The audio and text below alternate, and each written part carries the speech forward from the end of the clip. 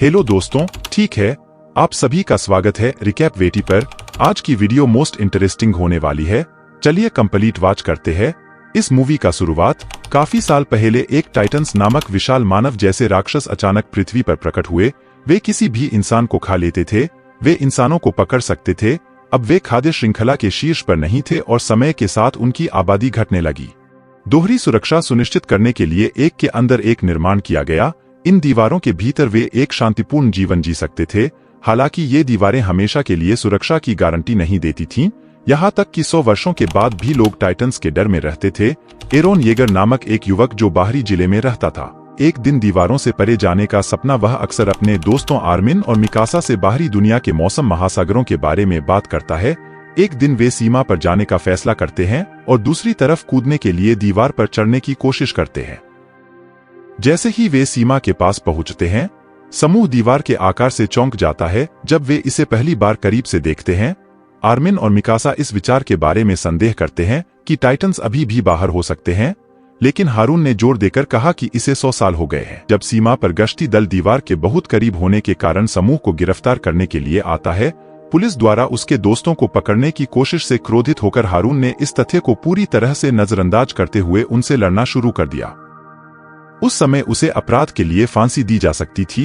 Captain सुदा उनके पास आता है और सैनिकों को पीछे हटने के लिए कहता है। वह समूह को व्यक्तिगत रूप से दंडित करने का वादा करता है और सैनिकों को दूर भेज देता है। सुदा हारून की स्वतंत्रता की इच्छा को समझता है, लेकिन उसके कार्यों को बचकाना कहकर आलोचना करता है। फिर वह समूह को सूचित करता है। दीवारों से परे पता लगाने के लिए एक सैन्य दृष्टिकोण के बारे में वह बताते हैं कि सरकार ने स्थिति का निरीक्षण करने के लिए कुछ सैनिकों को बाहर भेजा है ताकि हारून को अपना जीवन खतरे में न डालना पड़े। अचानक एक जोरदार विस्फोट ने सभी को चौंका दिया और जमीन हिलने लगती है। जैसे ही दीवार आक्रामक रूप से आगे बढ़ती है, समूह पीछे हट जाता है। फिर वे वह देखते हैं जिसकी किसी को उम्मीद नहीं थी कि दीवार से भी बड़ी दूसरी तरफ एक विशाल टाइटन की भयानक छवि देखने को मिलती है। इससे एक भयानक बहरा कर देने वाली स्क्रीन निकलती है और दीवार पर लात मारना शुरू कर देता है। दीवार को तोड़ देता है और फिर धुएं में गायब हो जाता है। कुछ सेकंड के लिए सब कुछ शांत हो जाता है। फिर सैनिक कई अन्य दिग्गजों को पीछे छोड़े गए छेद से गुजरते हुए देखते हैं। सैनिकों ने तोप के गोलों से राक्षसों पर हमला किया, जो हालांकि बहुत कम या कोई नुकसान नहीं पहुंचाते हैं, क्योंकि उनमें शक्तिशाली पुनर्योजी गुण होते हैं। क्योंकि टाइटन्स के सैनिकों तक पहुंचने के कुछ ही समय बाद तोप की एड़ी से होने वाले घाव तेजी से बढ़ते हैं और उन्हें एक एक करके खाना शुरू कर देते हैं और टाइटन्स को नष्ट करते हुए अपने जीवन के लिए भागना शुरू कर देते हैं। घर ले जाओ और जितना हो सके उतने लोगों को पकड़ो। अरमिन भीड़ में खो जाता है, जबकि हारून और मिकासा शहर के चर्च की ओर भागते हैं जहां लोग शरण ले रहे हैं। मिकासा ने जमीन पर एक छोटे बच्चे को देखा जिसे दौड़ती हुई भीड़ कुचलने वाली थी। वह उसे बचाने के लिए जाती है बच्चा, लेकिन इस प्रक्रिया में एरोन से अलग हो जाता है। एरोन को चर्च में खींच लिया जाता है, लेकिन लोग तुरंत चर्च का प्रवेश द्वार बंद कर देते हैं और चर्च में किसी और को प्रवेश नहीं करने देते हैं। एरोन अपने सबसे प्रिय दोस्त को चर्च की खिड़की से देखता है जब उसके पास भयानक दांतों वाली एक मादा टाइटन आती है। मिकासा को पता है कि कुछ भी नहीं है, अब वह उसे बचा सकती है, इसलिए वह अपनी किस्मत को स्वीकार करते हुए अपना सिर झुका लेती है। उसी समय एक जोरदार विस्फोट ने चर्च के अंदर मौजूद सभी लोगों को पीछे की ओर धकेल दिया। जब एरन फिर से बाहर देखता है तो मिकासा और टाइटन कहीं दिखाई नहीं देते हैं। वह मिकासा की तलाश में बाहर भागता है, लेकिन उसे केवल खंडहर ही मिलते हैं। वह शहर जो उसका घर हुआ करता था। जब हारून मुड़ता है तो वह देखता है कि राक्षस चर्च को नष्ट कर रहे हैं और अंदर मौजूद सभी लोगों को निगल रहे हैं। फिर वह नष्ट हुए शहर में निराशाजनक रूप से घूमता है। इस भयानक घटना के 10 महीने बाद अजुरू नाम के शोधकर्ता सैनिकों के एक नेता को जनता के पास भेजा जाता है निरीक्षण के लिए। सुरक्षा कमान कई सैनिकों को अंततः टाइटन्स का सामना करने के लिए स्थानीय सेना में भर्ती किया गया है। प्रत्येक सैनिक समय आने पर राक्षसों का सामना करने के लिए प्रशिक्षण और तैयारी करने के लिए अपनी पूरी कोशिश कर रहा है। इजुरू शोधकर्ताओं द्वारा किए गए कुछ निष्कर्षों का मूल्यांकन और चयन करेगा। शोधकर्ताओं के बीच टाइटन्स को हराने के लिए हैंग जो नाम की एक शोधकर्ता है, जो अन्य शोधकर्ताओं के प्रस्तावों को अस्वीकार कर देती है। इजुरू उसकी ओर आकर्षित हो गया था, इसलिए एक बैठक के बाद वह एक शोध आधार पर उसका पीछा करता है। जब हैंग होता है तो वह आश्चर्यचकित हो जाता है। अचानक उसे पकड़ लेता है और जान से मारने की धमकी देता है। अजुरा हैंग को उसे माफ करने के लिए मनाने की कोशिश करती है। इसके लिए वह उसे माफ कर देती है और कहती है कि वह उसे वह गुप्त शोध विषय दिखाएगी जिस पर वह काम कर रही है और उससे वादा करती है कि वह किसी को भी नहीं बताएगी। यह विषय किसी भूखे से कम नहीं है। टाइटन हैंक के गुप्त अनुसंधान बेस में फंसा हुआ है। वह इसके बारे में और अधिक जानने के लिए लंबे समय से इस टाइटन का अध्ययन कर रही है। यह देखकर इजुरु पूरी तरह से हैरान है कि उसका सबसे बड़ा दुश्मन मारे, और उसे लगा कि यह बहुत है डेंजरस है। एंग ने तब बताया कि उसके शोध के आधार पर टाइटन्स की कमजोरी उनकी गर्दन के पीछे स्थित थी। उसने उसे दिखाया कि वे किसी भी घाव से तुरंत ठीक हो गए जो गर्दन पर नहीं था, इसलिए उसने एक ऐसे उपकरण पर काम करना जारी रखा जो कर सके। जब वे चर्चा कर रहे थे तो उड़ान भरने और टाइटन की गर्दन के पिछले हिस्से पर हमला करने के लिए इस्तेमाल किया गया। एक वरिष्ठ अधिकारी घटनास्थल पर पहुंचे और उन्हें सूचित किया कि टाइटन्स बाहर हमला कर रहे थे। उन्होंने सभी को जल्दी करने के लिए कहा और एस्केप हैगन ने अपने शोध विषय के वरिष्ठ को बचाने के इरादे से कार्रवाई की। हालांकि उसने सोचा कि वह पागल है क्योंकि ऐसा करना असंभव था, लेकिन लटकने पर जोर दिया और अंत में टाइटन उन्मत्त हो गया, टूट गया और हैंक के शरीर को आश्चर्यजनक रूप से पकड़ लिया। इसने उसे कोई नुकसान नहीं पहुंचाया या उसे निगल नहीं लिया, इसके बजाय वह शांत हो गया। जबकि लटका हुआ देखा कि कुछ प्रकार का हो सकता है। तर्कसंगत बात यह है कि टाइटन में जुरू ने हमला किया और उसकी पीठ पर चढ़कर टाइटन के सिर पर एक ही वार किया, जिससे वह तुरंत लटक गया। यह देखकर वह स्तब्ध और बहुत दुखी है क्योंकि जिस टाइटन की उसने इतने लंबे समय तक देखभाल की थी वह एक ही पल में मर गया। खुद को अलग कर लिया और अकेले ही अपने शोध पर काम करना जारी रखा।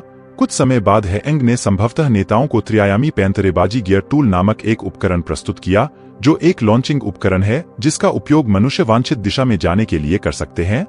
उन्हें उम्मीद थी कि इस उपकरण के साथ सैनिक ऐसा कर सकते हैं। टाइटन्स को आसानी से हराया जा सकता है।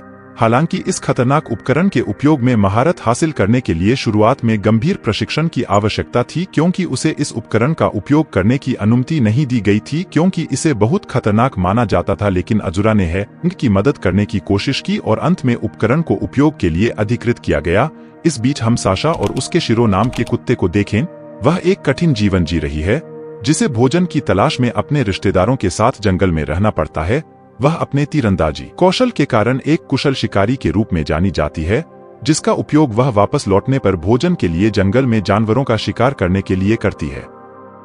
अपने रिश्तेदारों के साथ जंगल से वे टाइटन के हमले के कारण खंडेर शहर को ढूंढते हैं, जिसके कारण वह घर पर अपनी चाची और चाचा को बचाने के लिए भागती है और कहीं सुरक्षित स्थान पर जाती है। हालांकि रास्ते में साशा को पता नहीं चलता है कि उसका कुत्ता शिरो भी भाग गया है। विपरीत दिशा में जब वह अपने रिश्तेदारों को बचाने के लिए निकली तो वह घबरा गई और शिरो की तलाश करने की कोशिश की, लेकिन उसे ऐसा करने से रोका गया क्योंकि यह खतरनाक माना जाता है। कुछ दिनों बाद साशा अंत में एक में शामिल हो गई सुरक्षा चौकी और एक सैनिक के रूप में प्रशिक्षण शुरू करती है। उसे और अन्य सैनिकों को टाइटन्स के खिलाफ बचाव के लिए कठोरता से प्रशिक्षित किया जाता है। हमले से बचे सभी लोग आंतरिक जिले में चले गए हैं और सेना ने योजना बनाई है और उसे पुनः प्राप्त करने के लिए तैयार किया है। बाहरी जिले के भीतरी जिले में शरणार्थियों के आने और बाहरी जिले की उपजाऊ भूमि के परित्याग के बाद भोजन की कमी ने लोगों की जान लेना शुरू कर दिया। अगर यह जारी रहा तो हर कोई अंततः भूख से मर जाएगा। उनका एकमात्र विकल्प बाहरी जिले को वापस लेना है और टूटी हुई दीवार की मरम्मत करें। सैन्य बल के निदेशक, जिसका नाम युगल है, सैनिकों को भाषण देता है और मंच पर हैंक को बुलाता है। वह अब सेना के हथियार की नेता है। हैंक फिर अपनी रचना त्रिआयामी युद्धाभ्यास गियर का प्रदर्शन करती है, जिसके बारे में उनका दावा है कि इससे उन्हें मदद मिलेगी। टाइटन्स के खिलाफ लड़ाई में आगे हम सैन्य भीड़ में हारून और आर्मिन को देखते हैं। यह पता चलता है कि दोनों 2 साल पहले हमले से बच गए थे और अब सेना में शामिल हो गए हैं। सैनिकों ने रात में बाहरी जिले पर आक्रमण करने की योजना बनाई जब टाइटन सो रहे होंगे। रास्ता बंद करना चाहते हैं, जिसके माध्यम से दिग्गजों ने शहर पर आक्रमण किया ताकि बाद में कोई नया टाइटन्स प्रवेश न कर सके। वे शेष लोगों को मार सकें और अपने जिले को पुनः प्राप्त कर सकें। सभी को धीरे धीरे आगे बढ़ने और शोर न करने के लिए कहा क्योंकि राक्षस ध्वनियों के प्रति संवेदनशील हैं।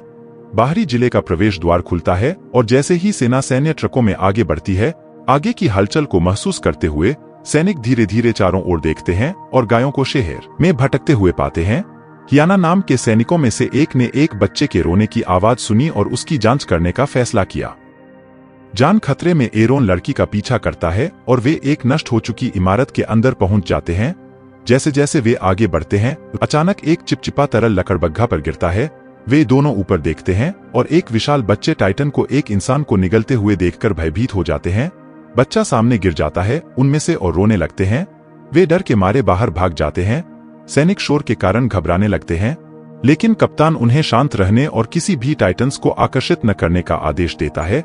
अचानक एक विशाल हाथ कहीं से निकलता है और कैप्टन को पकड़ लेता है। टाइटन्स जाग गए हैं और अब सैनिक बहुत खतरे में हैं। हारून और हयाना समूह की ओर भागते हैं क्योंकि एक विशाल राक्षस उनका पीछा कर रहा है। वे वाहनों की ओर वापस भागने लगते हैं, लेकिन कमांडर दंपति खतरे को भांप लेते हैं और वाहन के साथ भाग जाते हैं और वाहन के अंदर हथियार लटक रहे होते हैं। वाहन समूह को आगे बढ़ने के लिए कहता है। पास में एक परित्यक्त इमारत है। सैनिक इमारत की ओर भागते हैं, लेकिन भागने से पहले ही टाइटन से घिर जाते हैं। तभी अचानक एक टाइटन हत्यारा और स्काउट रेजिमेंट शिकिशिमा का कप्तान प्रकट होता है। वह टाइटन्स को हवा में मारने के लिए एक झूलते उपकरण का उपयोग करता है। उनकी गर्दन के पीछे कमजोर स्थान शिकिशिमा के पास उसके जैसी ही कुशल महिला साथी है। मृत टाइटन्स जमीन पर गिर जाते हैं और वाष्पित हो जाते हैं। हारून अंततः शिकिशिमा के दोस्त की एक झलक पाता है और यह देखकर आश्चर्यचकित हो जाता है कि यह मिकासा है। हालांकि मिकासा अपने पुराने दोस्त पर कोई ध्यान नहीं देता है और दिखता है शिकिशिमा में, जो उसे देखकर मुस्कुराता है। फिर वे इमारत की ओर जाते हैं और सैनिक उनका अनुसरण करते हैं। यह पता चलता है कि कमांडर दंपति ने शिकिशिमा को मिशन में सहायता करने के लिए नियुक्त किया था। शिकिशिमा ने उस दिन मिकासा की जान बचाई और उसे टाइटन्स के खिलाफ लड़ना भी सिखाया। तब से वे काम कर रहे हैं। टाइटन्स की दुनिया में रहने वाले साझेदार के रूप में मिकासा ने जीवन की कठोर वास्तविकता को जान लिया है और अब वह अपने पिछले जीवन के लोगों के साथ जुड़ना नहीं चाहती है और मूवी का अंत होती है। गाइस, ये रिव्यू आपको कैसा लगा है? अधिक वीडियोस के लिए हमारे चैनल को सब्सक्राइब करके सपोर्ट करें। सी यू, मिलते हैं नेक्स्ट वीडियो में। Bye bye.